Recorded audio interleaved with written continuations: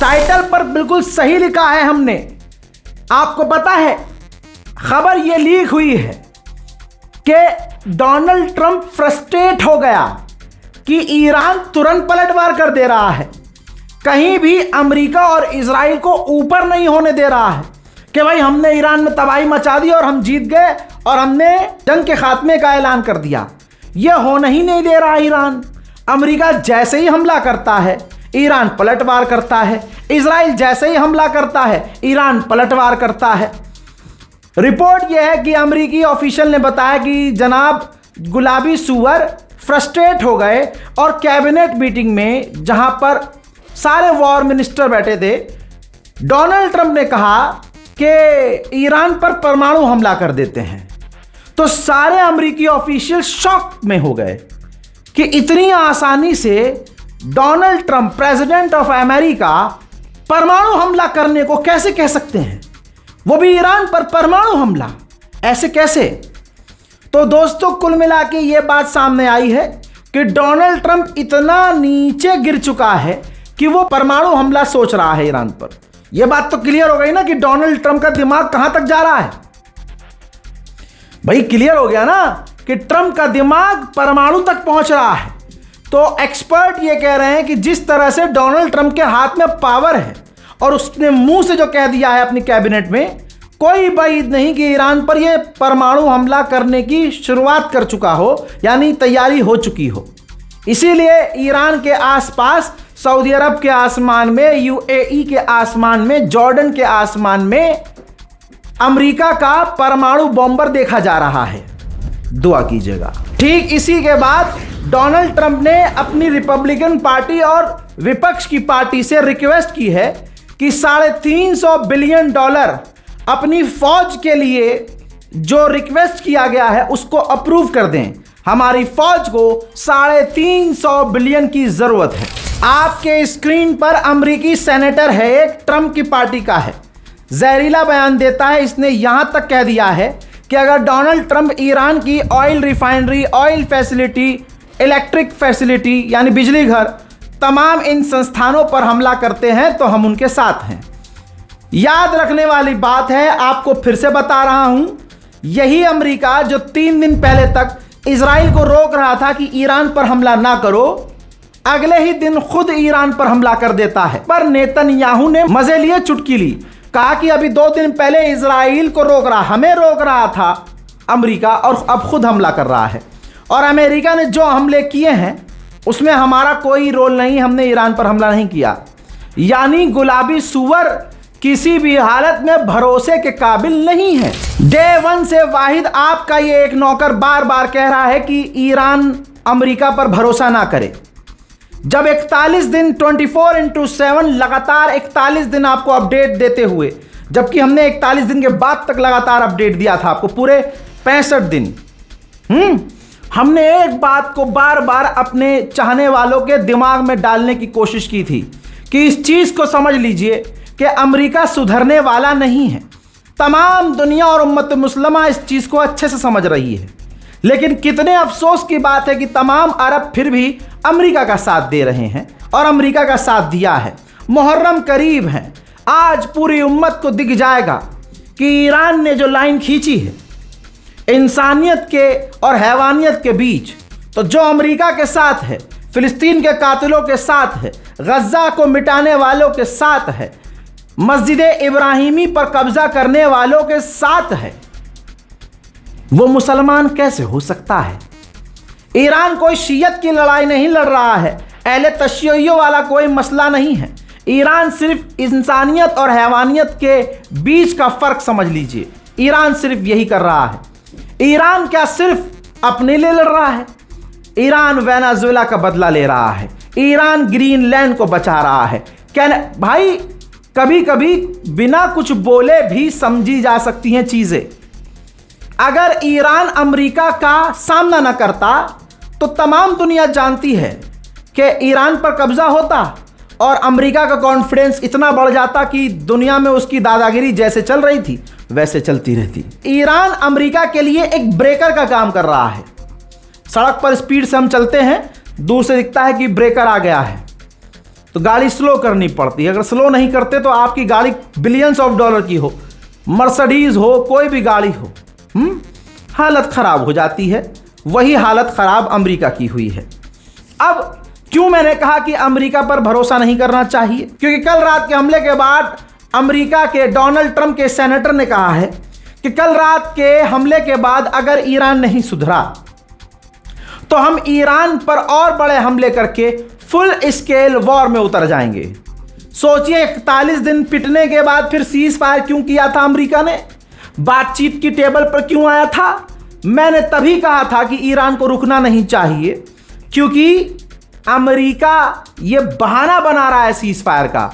उसे middle east में अपने रडार ठीक करने हैं, उसे अरब देशों को हथियार देने हैं, उसे इजराइल को हथियारों से पाटना है, दुनिया भर से हथियार इकट्ठा करके अपने साथी देशों को देना है। वही हो रहा है।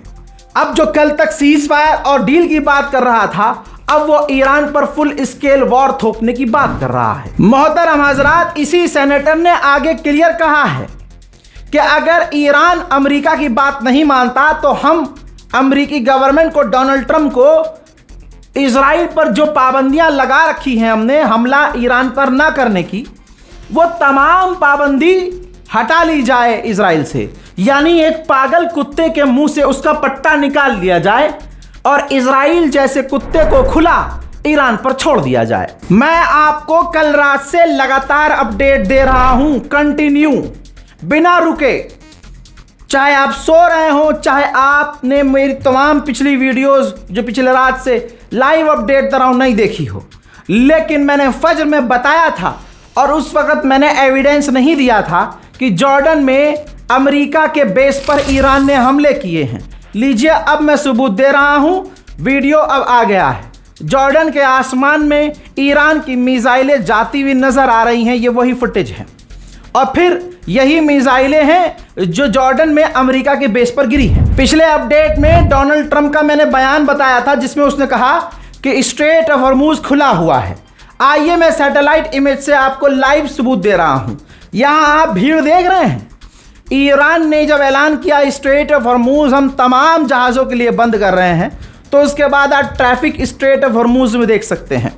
स्ट्रेट ऑफ हॉर्मुज में सब कुछ बंद है और अमेरिका झूठ बोल रहा है। यहां तक की रिपोर्ट यह है कि जब ईरान ने, IRGC ने स्ट्रेट ऑफ हॉर्मुज को पूरी तरह से बंद कर दिया तो ग्लोबल शिपिंग बड़ी बड़ी कंपनियां हैं वो हिल गई हैं एक बार फिर से। स्टॉक मार्केट गिर गया है, ट्रांसपोर्ट के दाम बढ़ चुके हैं, खाने पीने के दाम भी पूरे यूरोप में बढ़ने के कगार पर एक बार फिर से आ चुके हैं। ईरान पर जितने हमले अमेरिका और इजराइल कर रहे हैं, एक तरह से खुद ही दलदल में घुसते जा रहे हैं। दोस्तों, साउथ बहरीन में ईरान की मिसाइल जाकर गिरी, अमेरिका और बहरीन ने छुपाया। उस मिसाइल के गिरने से आसपास के इलाकों में आग लगी और कम से कम 3 से 4 घंटा हो गया। जब मैं ये अपडेट रिकॉर्ड कर रहा हूं तब भी खबर मेरे पास यही है कि उस इलाके में आग लगी हुई है, कंट्रोल अभी तक पाया नहीं गया है। देखिए, बहरीन के ऊपर से मिसाइल गुजर रही थी। बहरीन ने चालाक बन के उस मिसाइल को रोकने की कोशिश की तो इंटरसेप्टर का ही टुकड़ा बहरीन की राजधानी मनामा में आम लोगों के घर के ऊपर गिरा, खुले में गिरा, जिसकी चंद तस्वीरें आपके सामने हैं। इसमें हादसा ये हुआ कि 8 साल की बच्ची घायल हो गई, जिसे तुरंत अस्पताल भेजा गया। वो मिसाइल बहरीन में नहीं जा रही थी, बहरीन के अंदर अमेरिकी फौज के अड्डे पर जा रही थी। बहरीन ने आगे बढ़कर वो उड़ती हुई मिसाइल को पकड़ा और बहरीन की राजधानी में उस मिसाइल को रोकने के लिए जो इंटरसेप्टर छोड़ा उसके हिस्से गिरे। तो अमेरिका को बचाने के लिए, अमेरिका के बेस को बचाने के लिए अरब अपने लोगों को नुकसान में और खतरे में डाल रहे हैं। पेंटागन कौन नहीं जानता, अमेरिका का वॉर मशीन पेंटागन, जहां से तमाम फैसले लिए जाते हैं कि क्या करना है। हजरात, उसी पेंटागन के पूर्व एडवाइजर अधिकारी, भाई पेंटागन चलाने वाला था, भाई वो पहले पेंटागन चला चुका है। उसने पता है क्या कहा? उसने कहा पर्शियन गल्फ का बेताज बादशाह वन एंड ओनली ईरान है। ईरान का सिक्का पर्शियन गल्फ में चलता है। ईरान को पर्शियन गल्फ में हटाना नामुमकिन है, उसे हराना मुश्किल है। और इसने यह भी वर्ड यूज किया है कि ईरान ये जंग जीत चुका है। पेंटागन के पूर्व एडवाइजर ने यह भी कहा है कि ये मैं जो बोल रहा हूं ये बात डोनाल्ड ट्रंप के एडवाइजर और अमेरिकी टॉप ऑफिशियल भी जानते हैं। वहीं मेरे दोस्तों, डरपोक मोदी और डरपोक मोदी की सरकार को हिंदुओं को देख लेना चाहिए, लेकिन हिंदू मजबूर है क्योंकि 2014 से सिर्फ नफरत मुसलमानों के लिए दिल में अपनाई है इन्होंने।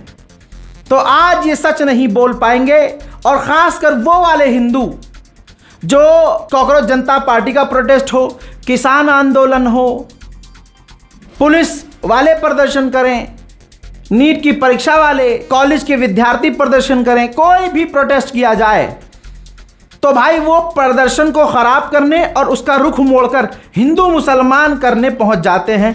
ऐसे हिंदुओं की हिंदू रक्षा दल और पता नहीं कौन कौन से दल और वो हिंदू सेना, करनी सेना, बजरंग दल, इनकी औकात नहीं है। अब हमारे भारतीय 2 जहाज़ों पर अमेरिका ने, इस हराम के जने ने हमला किया। पहले हमारे भारत के माननीय प्रधानमंत्री मोदी को अपमानित करता है गुलाबी सुअर, फिर अपना मतलब आता है तो कहता है my dear friend, my good friend, my best friend, ये सारी बातें कहता है और दुनिया को इसका दोगलापन पता है। फिर अगले दिन भारत के लगातार 2 दिन भारत के जहाज के ऊपर हमला कर देता है, जहाज तबाह हो जाता है। 3 भारतीय जवानों के मारे जाने की खबर है, भारतीय नागरिकों के मारे जाने की खबर है अमेरिका के उस आतंकी हमले में। अब उन 3 जो हमारे भाई मरे उनमें से एक का फोटो, अल्लाह की कसम जिगर फट रहा है। देखो, पलाऊ के झंडे वाले जहाज पर अमेरिकी हमले में मारे गए भारतीय चालक दल के 2 सदस्यों में से एक सदस्य, जिनकी तस्वीर ये देखिए आदित्य शर्मा है, इनके परिवार ने उनकी ये तस्वीर जारी कर दी है। एक खूबसूरत नौजवान पढ़ाई लिखाई करके माँ बाप का ख्वाब पूरा करते हुए समुद्र में उतरता है, जिसे अमेरिका अपने हमलों में कत्ल कर देता है। और 2 दिन बीत गए हैं, इस हराम के जने गुलाबी सुअर ने न माफ़ी मांगी है, ना अमेरिका ने मुआवजे की बात की है, ना ये कहा है कि हम आगे से भारत के जहाज़ पर हमला नहीं करेंगे। लेकिन आपको याद होगा कि जब ईरान ने भारत के जहाज़ को निशाना बनाया था तो यहां पर एक खास समुदाय तिलमिलाने लगा था, गोबर हाथ में लेके मुंह पर मलने लगा था। लेकिन अब क्योंकि ताऊ ने ही मारा है इनके बच्चे को, तो अब हिंदू समुदाय कुछ बोलेगा थोड़ी। और ऊपर से मोदी सरकार ना ला ला ला ला ना ना ना ना ना ना। अब आप सोचेंगे कि फिर भारत सरकार कह क्या रही है भाई, हिंदू मुसलमान सबसे बढ़िया करती है। मोदी सरकार और हिंदू संगठनों का खाना पानी सिर्फ मुसलमानों के नाम से चल रहा है। आज हिंदुओं अगर रोजगार मांगता है तो तुरंत हिंदू मुसलमान कर दिया जाता है। अगर अखिलेश यादव राम मंदिर के अंदर जो चोरी हुआ रकम है उसका खुलासा कर देते हैं तो क्योंकि वहां हिंदू मुसलमान नहीं कर सकते, क्योंकि मुसलमान तो वहां ही नहीं, तो मोदी सरकार के टटपूंजियों ने तुरंत उनकी बेटी के ऊपर गंदे गंदे आरोप लगा दिए। यह है भारतीय जनता पार्टी और यह है मोदी वाले हिंदू। सोचो, बेटी किसी के भी घर की हो भाई वो तो हिंदू ही है ना, उसको तो पता क्या चला कि मोदी के चाहने वाले मजहब धर्म नहीं देखते, वो देखते हैं कि कौन पापा के खिलाफ बोल रहा है, कौन सवाल कर रहा है, और तुरंत ये उनकी बेटियों की इज्जत उछालने में लग जाते हैं। एक बाप के दिल से पूछो कि उसकी बिटिया पर इतने गंदे आरोप, क्या यही हिंदुत्व है? चलिए, भारतीय जहाजों पर हमला हुआ, मोदी की इतनी हिम्मत नहीं कि सवाल कर सके, लेकिन यूएन में भारत के परमानेंट जो प्रवक्ता रिप्रेजेंटेटिव हैं, उन्होंने पता है क्या कहा है? आपकी हंसी निकल जाएगी, आसमान की तरफ देखकर आप लानत देंगे। उन्होंने कहा कि भारत के मर्चेंट शिपिंग पर हमलों का कड़ा विरोध करते हैं क्योंकि भारत के कई नागरिक इसके ग्लोबल वर्कफोर्स का अहम हिस्सा हैं। बस यही 1.5 लाइन। यह है आज के मोदी सरकार की विदेश नीति की औकात। ना अमेरिका का नाम लेकर विरोध किया, ना सेंटोम का नाम लेकर विरोध किया, ना ट्रंप का नाम लेकर विरोध किया। और लिख के ले लो, अभी Donald Trump my dear friend बोल देगा मोदी को, तो ये अंजना ओम मोदी से लेकर जितने मोदी के चाटुकार हैं, तुरंत ये अपने ताऊ का लहंगा पकड़कर मुंह में डालना शुरू कर देंगे कि मोदी और ट्रंप मिलते हैं तो बिजली कड़कती है। ये तमाम फजाइल पढ़े जाने लगेंगे। आज ये भी चीज़ हिंदुओं को नज़र नहीं आएगी। नफरत ही इतनी भरी है। ईरान की गवर्नमेंट, इस्फहान की गवर्नमेंट ने ऐलान किया है कि सुबह 9 से दोपहर 3 बजे तक जो इस्फहान में धमाकों की आवाज़ आएगी, उससे आप जनता ना घबराए, क्योंकि अमेरिका इजराइल के वो बम जो ज़मीन में घुसे और फटे नहीं, हम उसको पूरी तरह से डिस्ट्रॉय कर देंगे, खुद ही फोड़ देंगे। मोदी सरकार और इन हिंदूवादियों की औकात नहीं है कि अपने हिंदू भाई के लिए कुछ बोल सकें, लेकिन खुदा की कसम मैं बोल रहा हूं और ये आवाज़ उठाता रहूंगा अंतर्राष्ट्रीय प्लेटफॉर्म पे भी खड़ा होकर कि डोनाल्ड ट्रंप गद्दार है, दोस्त बोल के हमारे प्रधानमंत्री के पीठ में छुरा भोंकता है। हमारा हिंदू समुदाय इजराइल और नेतन्याहू और ट्रंप को इसलिए पसंद करता है क्योंकि वो मुस्लिम विरोधी है। लेकिन देख लीजिए, अमेरिका के अंदर ही एक महिला ने CNN पर बैठकर डोनाल्ड ट्रंप की पोल खोली है, जिससे हड़कंप मच गया है। उसने साफ तौर से कहा है, अमेरिका की नेता मेजॉरिटी ट्रेलर ग्रीन ने डोनाल्ड ट्रंप पर खुलासा किया कि जेफरीन एप्स्टीन, अपराधी जिस पर अमीर लोगों को कम उम्र की लड़कियां सप्लाई करने का आरोप था, उससे जुड़े सीक्रेट फाइलों को लेकर उन्होंने कहा कि ट्रंप ने इन फाइलों को दुनिया के सामने से आने से इसलिए रोका क्योंकि उनके और उस फाइल के अंदर डोनाल्ड ट्रंप के नाम थे और ट्रंप के दोस्तों, ताकतवर दोस्तों के नाम थे। उन्होंने ट्रंप को गद्दार कहते हुए आरोप लगाया कि वे समाज के हाई प्रोफाइल और बच्चों का शोषण करने वालों को बचा रहे थे। यानी अमेरिका के अंदर टॉप की एक जानी मानी महिला ने CNN के सबसे, यानी अमेरिकी सबसे बड़े चैनल पर कह दिया है कि गुलाबी सुअर ये घिनौना काम करता था। अब आप देखिएगा, जो अंजना ओम मोदी ईरान में रोटी EMI पे मिल रही है, ये ज्ञान दे रही थी, पेल रही थी ज्ञान, वो अंजना ओम मोदी की इतनी भसोट नहीं होगी कि अमेरिका का विरोध कर सके, क्योंकि बोला वही जाता है। इन गीदड़ों के मुंह से शब्द वही निकलता है जो टेलीप्रॉम्प्ट पर सामने चल रहा होता है, और टेलीप्रॉम्प्ट पर वो चलता है जो मोदी अपने दफ्तर से लिखवा कर भेजते हैं। रिपोर्ट शेयर करना। जय हिंद।